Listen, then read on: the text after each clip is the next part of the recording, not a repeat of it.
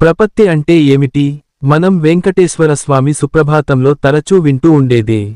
మరి ప్రపత్తి అంటే ఏంటి? జన్మలలో శ్రేష్టమైనది మానవ జన్మ. అటువంటి మానవునికి జీవిత లక్ష్యం ఆ శ్రీమన్నారాయణుని పాదముల శరణు పొందుటే. దీనినే ప్రపత్తి అంటారు. ఎవరిని శరణు పొందాలి? మనకంటే ఉన్నతమైన స్థానంలో ఉన్న వారి శరణం కానే కాదు. సమస్త లోకములను నియంత్రించువాడు సర్వలోకములను పోషించువాడు అయిన ఆ భగవంతుని శరణు పొందవలెను. అందుకే శ్రీకృష్ణుడు భగవద్గీతలో సర్వధర్మాన్ పరిత్యజ్య మామేకం శరణం వ్రజ అహం త్వాం సర్వపాపేభ్యో మోక్షయిష్యామి మా శుచ అనగా అన్ని ధర్మములను త్యజించి నన్నే శరణు పొందు. నీ పాపములన్నింటి నుండి విముక్తి చేసి మోక్షమును ఇచ్చెదను. సాక్షాత్తుగా ఆ శ్రీకృష్ణుడే మనకి భరోసా ఇస్తున్నప్పుడు ఇక ఆచరించకపోవడానికి ఏమిటి ఇబ్బంది? ఇబ్బంది ఎందుకొస్తుందంటే మనకి నమ్మకం లేదు. నమ్మకం ఎందుకు లేదు? ఆ భగవంతునిపై ప్రేమ లేదు. ప్రేమ ఉంటే నమ్మకం తప్పక కలుగుతుంది. ప్రేమ కలగాలంటే ఏమి చెయ్యాలి? ఇందులో అనుభవం లేని వారెవ్వరైనా ఉన్నారా?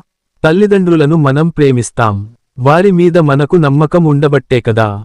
మరి ఈ సమస్త సృష్టికి తండ్రి అయిన ఆ భగవంతుని ఎందుకు శరణు పొందకూడదు? సరే, భగవంతుని శరణు పొందుట ఎట్లు? భగవంతుని శరణు పొందుటకు సులభమైన ఉపాయము శ్రీమద్ భాగవతములో బాలుడైన ప్రహ్లాదుడు ఇట్లు చెప్పెను. శ్రవణం కీర్తనం విష్ణు స్మరణం పాదసేవనం అర్చనం వందనం దాస్యం సఖ్యం ఆత్మ నివేదనం.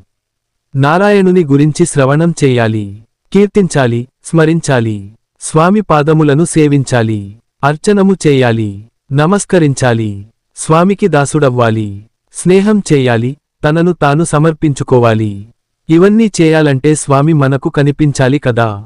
అవును, ఆ స్వామిని చూచుటకు మనకున్న ఈ నేత్రములు చాలవు. అందుకే స్వామి మనమీద దయతో అర్చనా రూపంలో మన ముందుకు వచ్చాడు.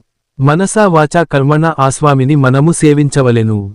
సద్గురువును ఆశ్రయించి సమస్త దుఃఖములను దూరం చేసుకొను మార్గం తెలుసుకొని శాశ్వత ఆనందాన్ని పొందుటకు ప్రయత్నం చేయవలెను. సర్వం శ్రీకృష్ణార్పణమస్తు. లోకా సమస్తా సుఖినో భవంతు.